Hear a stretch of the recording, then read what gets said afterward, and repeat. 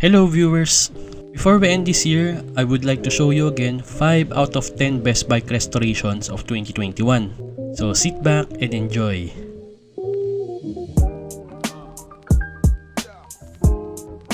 Personalist is a standard mountain bike.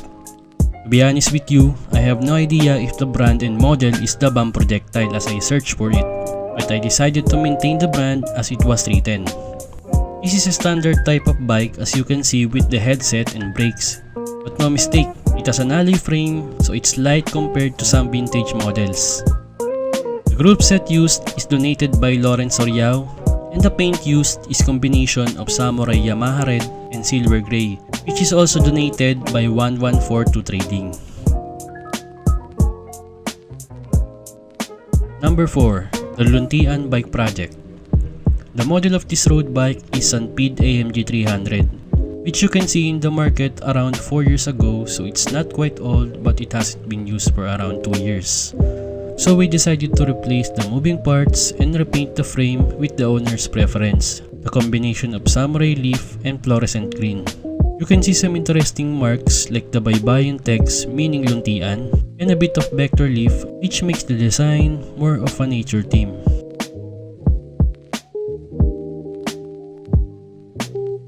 We now go to number 3, the Coggie bike Celeste project.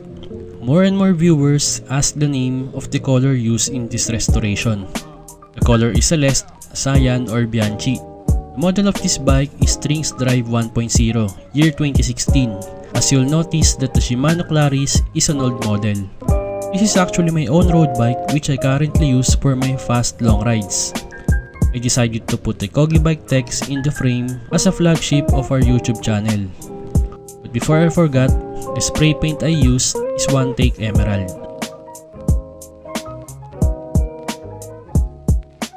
Number 2.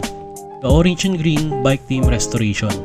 First of all, the color design is intended for night cycling, as orange and green are the most visible color in the dark. The bike model is String Striker KO36 year 2016. Most moving parts are replaced due to safety reasons. The frame is steel, so it's quite difficult to restore and is quite heavy. I also put an Alivio drivetrain converted to 1x setup with 42 teeth cassette, and lastly, the spray paint I use is a combination of Samurai Fluorescent Orange and One Take Lime Green. I decided to put this restoration in second place because the state of this bike before its restoration is so unusable and rusty.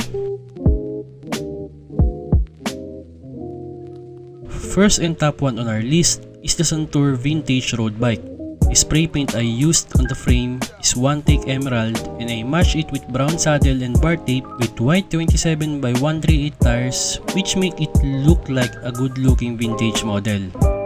The main reason I put this restoration on top of our list is because of the overhaul, and only minimal parts are replaced. The model is very old, which makes it the best candidate out of 10 restorations we did this 2021.